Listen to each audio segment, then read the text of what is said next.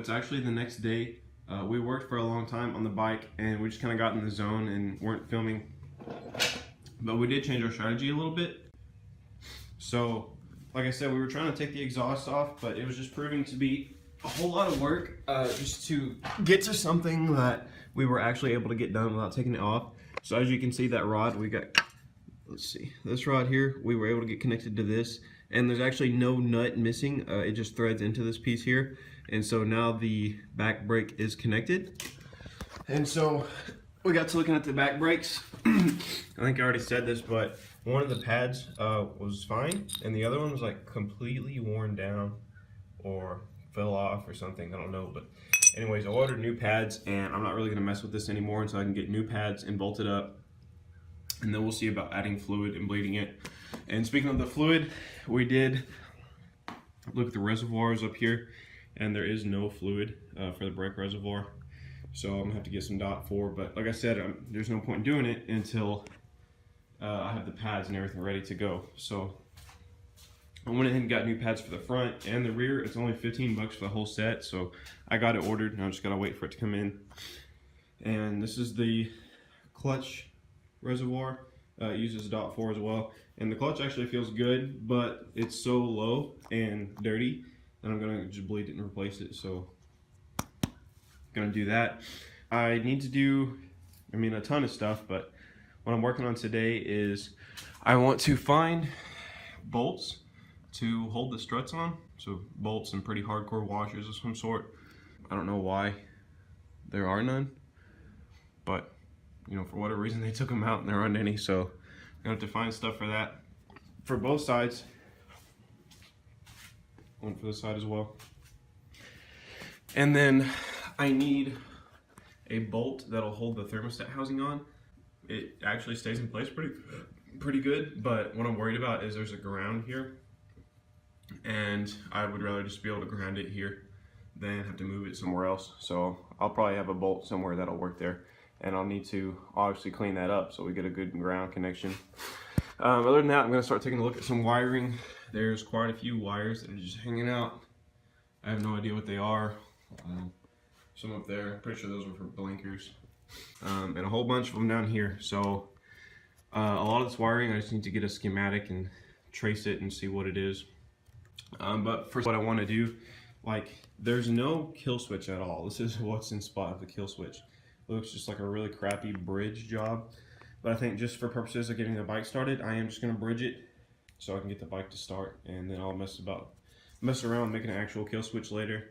The throttle, we went ahead and took apart because you would twist it and it would hardly come back at all. So I'm thinking that the throttle cables are gummed up, so I'm going to lubricate them and see if that helps any.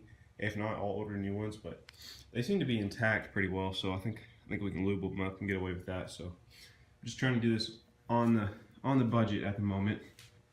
Other than that, I have no key for this bike, so that presents two problems. One is the ignition cylinder. I'm not able to start it, so we'll have to order another one of those. Not a big deal. They're only like 20 bucks online with keys.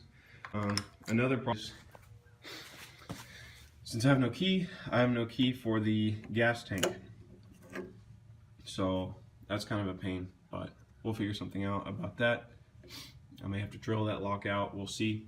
And yeah, so I'm making progress, and once I get this open, I'll be able to look inside, see how rusty it is, see what I'm gonna have to do with it, if I'm gonna be able to use it. And I have already noticed that there's a small hole in it here, so I'll have to, pretty sure this is steel, so I'm pretty sure I can just weld this, but if it's aluminum, then I will just use JB Weld or something like that. So should work, should be able to get it fixed up. Alright, so on this gas tank, it would appear that somebody's already messed with it for me. It seals good, and it doesn't look like it's been drilled out, but if you just pop a screwdriver in it, it opens right up. And of course, it's kind of rusty in there, so I'm gonna get some rust treatment for it and clean it out and see what I can do to fix the hole, and then put more water or something in there and just make sure that it holds liquid before I put it on the bike. But it looks like I will be able to use this gas tank, so that saves me a lot of money.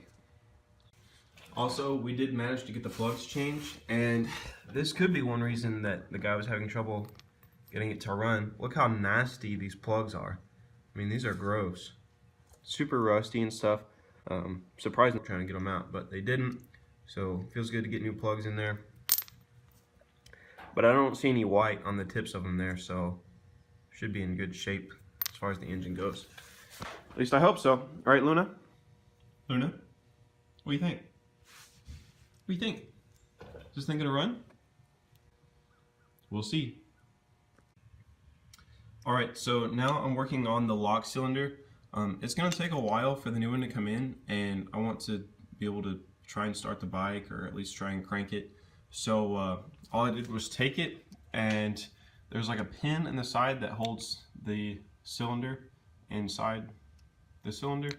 I don't know the names of all this stuff, but this is held inside that hole with a pin here. So I just drilled out that pin, and then I flipped it upside down, and the very end of this right here will poke out that hole. And all I did was put it on my press and then take a bolt and press it out. It came out pretty easy. And so at this point you can like get a key custom made if you want, or something like that. I just want to test it in my garage. I'm not going to drive it around like this, but basically to make it work, all I need to do is remove all these tumblers, or whatever they're called. Oops, one just fell out right there. Yeah, basically I just got to pull all these out, and then I'll be able to turn this with any key. And so for testing it in the garage, that'll be just fine. Like I said, when the new one comes in, I'll put it on so that it's secure, but for now I'm just going to pull all these out so that I can use this thing. Okay, so we got this ground cleaned up, and found a bolt that went in there and put it on and tested it. And it's held on there solid, and the ground is good. I tested it to the ground that goes to the battery, so that's one thing down. And then our ignition cylinder up in here, ready to go, you know, temporarily till I get the new one, but I can use that to turn the bike on and stuff. So you can even put it in parking lot and stuff like that. But yeah, anyways, now I'm going to move on to kill switch. When I got it, it was literally looking like that right there. And so I took this cover off, and there's these two wires. It looked like they were like hot glued together. I don't know if you can see it or not, but it looks ridiculous.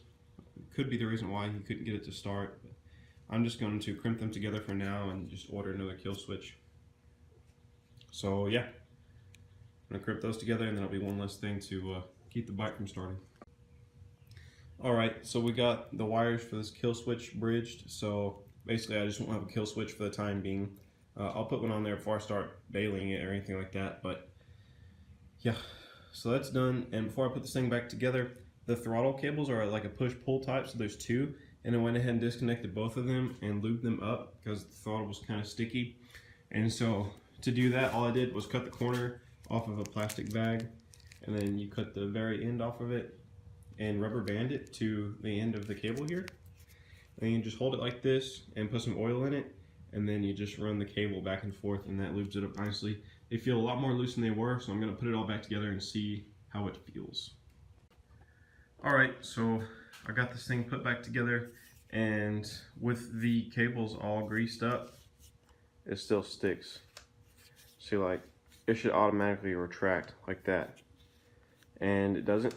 So I've been taking off pieces of the air box and stuff, which is a good thing. It's a huge dirt dauber nest and a bunch of big nasty spiders and junk in this thing.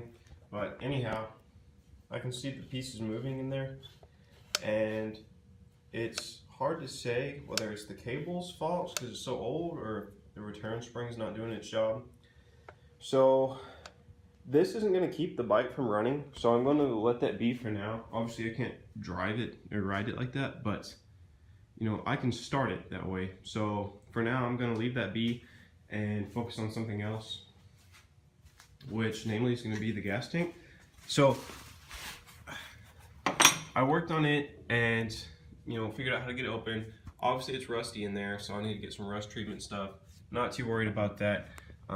what is a problem is there's a hole down here, and I put some water in it and ran water through it to see where all it was going to leak, and it just leaks in this spot. So I'm just going to grind this down and weld it up, and we'll have a gas tank that'll work. So that's what I'm working on here.